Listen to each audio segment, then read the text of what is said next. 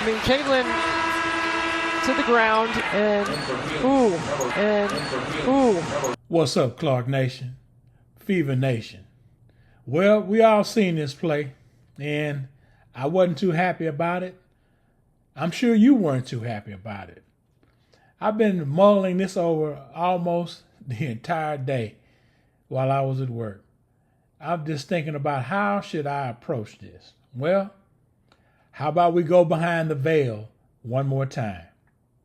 Because what I found most egregious about this was that neither of the referees said they saw the play. I found that very disturbing. Very, very disturbing. You ready to go behind the veil, Clark Nation? Let's go behind the veil. When you're officiating a game, when you look at the schedule, the officials have to have the intel on certain players in order to properly officiate the game. You have to, there are certain players in the game you have to keep your eye on for foolishness like this, like we witnessed during the Mercury Fever game. There was a build. Number one, there was a build up from the previous game. Why the W is playing these back-to-back same team games is mind-boggling. I don't understand it. It does not make sense. Are they trying? I don't. It's almost as if the W provoked this outcome. They provoked this outcome. But back behind the veil, for the officials to say that neither of them saw what happened is crazy. Remember, you know the players. You looking at the schedule. You see the game coming up. You possibly even watched the previous game. You mean none of the co-officials, none of your co-officials, none of your colleagues said, hey, you may want to watch out for Alyssa Thomas this next game. You may want to keep your eye on Alyssa Thomas this next game. You may want to keep your eye on a few of the Mercury players next game. Did you all see the confrontation between Hines Allen and Thomas? That may be a matchup you may want to pay attention to. Perhaps. When players go down to the ground, whose ever primary that is, and a primary is defined as an area of the court that an official is responsible for. It's a triangulation in terms of officiating. Each official has an area of the court to cover. At least that's the format. That's the formula. I don't know how the W operates, but I'm just going to use the template we use as an official to operate. Every official has a third of the back court. The back court. Every official has a third of the back court that they're governing during play. You got that picture in your mind? Okay, so now, when activity is in your primary, you have to pay attention to all of it. You can't ignore any of it ball watching. You have to trust your co-officials to watch their yard. Their yard is that third of the court, of the back court, that they're watching. Now, if you don't have any players in your yard, in your third, then your eyes may be allowed and permitted to wander where the action is. And when a group of players go down to the floor together, whoever primary that is takes notice of that so you don't miss stuff like what we witnessed. And for all three of them to come together and say what they said, well, we didn't see the play.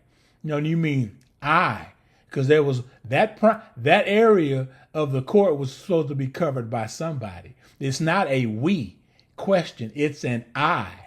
Who was responsible for that coverage of that play? The W didn't ask that. See, I'm giving you intel. I'm giving you the inside scoop. I'm taking you all behind the veil. That was someone's coverage area. Now, how the Kathy Engelbert and the W want to deal with that official is probably going to be private. But there has to be some level of accountability, because this is the result of when you are not watching your primary. This was egregious. Anyone looking at this play has to ask themselves, no, let me back up. Any referee, any official looking at this play, we're all asking ourselves, whose coverage area was that? You're in the middle of the paint. So there's a potential for two officials to watch that play. Because this is more intel, if the play originated outside of the paint, you could have one of the officials that is either at the there's either at the trail position or the center position. Since it was in the paint, that was either the trail and the lead, or the center and the lead, depending on which side of the floor this play was on. I also want you to pay attention to something I want to show you toward the end of this video. You're going to find it kind of interesting, because each of them say that they didn't see it. I find that interesting. We didn't see it. Now think about all night they were coming to the monitor looking for what? Hostile acts. Think about that. Process that for a moment. Hostile acts. Remember, Caitlin Clark took a 3-point shot, and this player came up into Caitlin Clark's phone booth so close to her that she couldn't even bring her arms down from the shot without hitting the other player in the face. And this other player fell away as if Caitlin Clark intentionally slapped her. Let me give you some terminology. Phone booth. You know the old school. Those of you all I'm dating myself, who know the old school phone booth. There's only room for one person.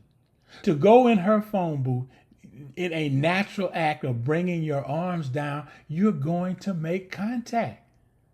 When you're a breath away or less, you're going to make contact. That contact was natural.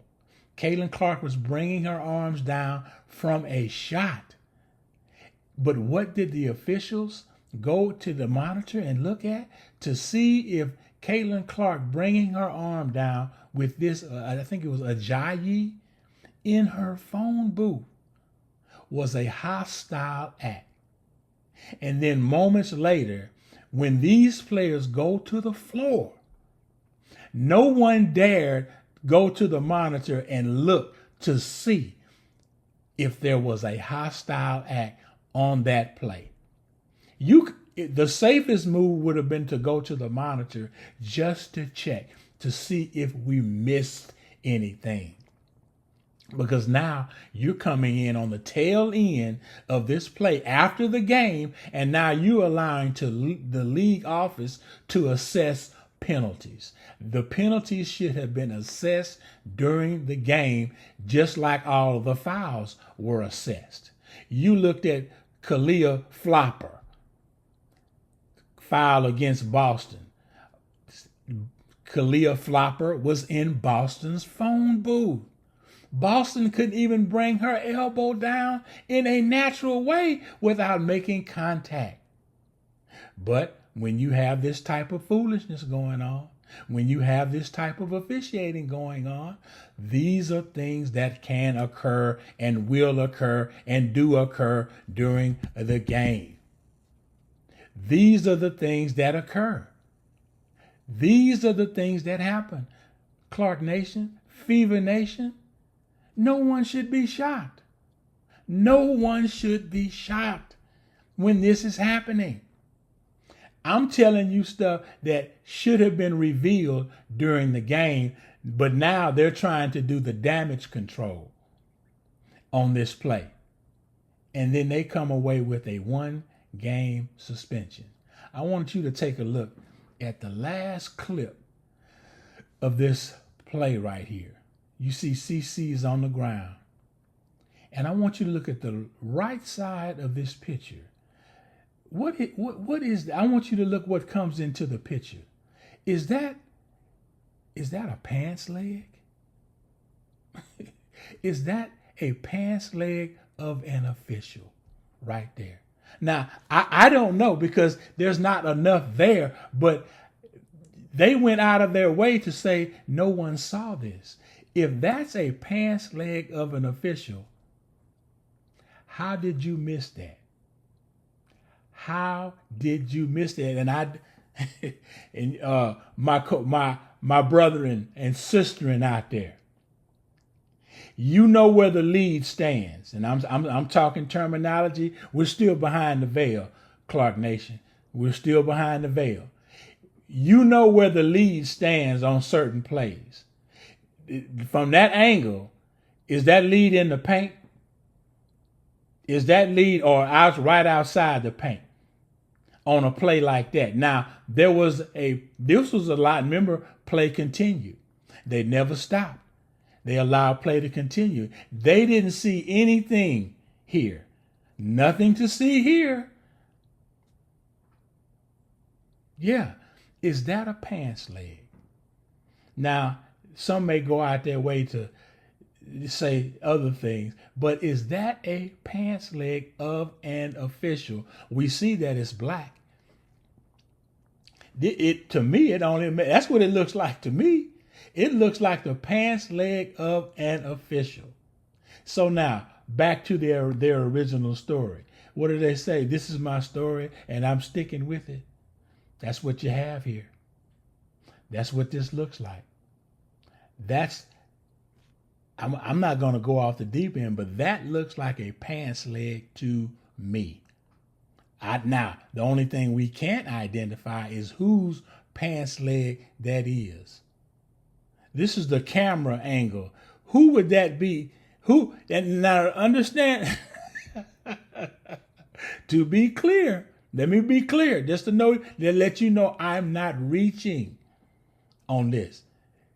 That angle, who would be standing there, and that can't be a fan, standing there. That person is standing up. There's no bend in the knee as a person is sitting down. That person is standing up as if they were literally and figuratively, in an official capacity. That's an official. And remember, the league went with no one saw this. No one wanted to see this. Because if you adjudicate that play at that moment during the game, you're going to have not only technical fouls, you're going to have ejections. Caitlin Clark was the non-aggressor in this play. So Thomas is gone, and that's two shots in the ball. You got a flagrant 2. That's 2 shots in the ball. Think about it. This was a close game. This was a close game. You had all of these factors involved in this. No one predicted, of all the things that went on, no one predicted what we found out later what happened. Notice, did we see this during the game? Did we see this during the game? Because if they'd have looked at this during the game, that may have changed the outcome. May have helped Stephanie White look better, losing to a 5-13 team or a 5-12 team. And I'm gonna end with this. Stephanie White. Now, we don't know if Clark left because of the injury. There is a debate going on if Clark left because of an injury or out of White fatigue. Yeah. Did she leave because her back was hurt or of White fatigue? Because if it was White fatigue, then Stephanie thought she could win this game without Clark. If Clark was injured, Leah left because of her back, it is what it is. But if it was White fatigue, White thought she could win this game without Clark. She rolled the dice. She rolled the dice. Clark, it looks like she said, enough is enough.